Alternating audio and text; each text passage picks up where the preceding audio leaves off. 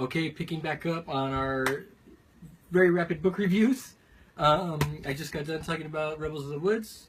Pretty good book, especially if you're interested in the history of the IWW or the history of the Pacific Northwest. Gets into logging a lot. Okay, moving on. Before that, I read this book, Malcolm X, on Afro-American history. This one my mom gave to me for May Day this year. So thanks, Ma.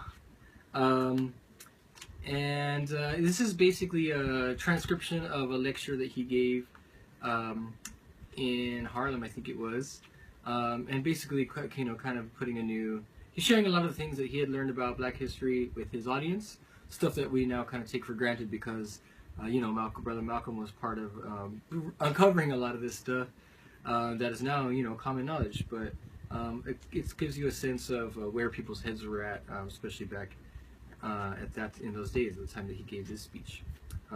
You like Malcolm? Read this book. Before that, I read this book called Still Black, Still Strong, Survivors of the War Against Black Revolutionaries. And it has got essays by Dhoruba bin Wahad, who was also part of the New York 21, Mumia Jamal, who was, everyone knows Mumia, Assata Shakur. Yeah, I wasn't really too familiar with Dhoruba before, or his work, but I really got a sense of him, a much deeper sense and appreciation of him from this book. I think it's one of the few books where you can actually find Dhoruba's writings in print, in publication. And then the interesting thing about this one, everybody thinks about Mumia, the voice of the voiceless, being part of the Panthers. But in this book, he really talks about his affinity for the MOVE organization in Philadelphia and his loyalty to John Africa. That's another history episode that's kind of buried in history, that everybody kind of heard about the MOVE bombing but don't really know who MOVE was, what they were about. He doesn't really get into that too much, but it's kind of shifts.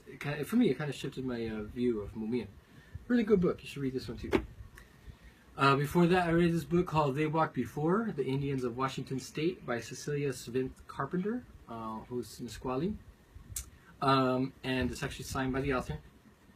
Dated July 19th, my birthday. This is also in preparation for our trip up north. Very short, but it does give a general overview of who the tribes of the Northwest are, especially closer to the coast, and kind of some of the things that their cultures have in common and where they lived, that sort of thing, their language groups. Yeah, and it's written from an inside perspective. She's mixed, but she's Nisqually, so she's sharing, about her own people. Before that, I read this book called 1066, The Year of the Conquest. It's by a guy named David Howarth, or Howarth. This is one of these popular history genres. My partner had been teaching this class on medieval history, and so I was looking for some resources. Brett got a bunch of books. Told her that she should be teaching about the peasant uprisings and about repression of the old religions, witchcraft, that sort of thing. And this was one of the books, and it looked really short, so I read it. And I feel like I have a much better appreciation of the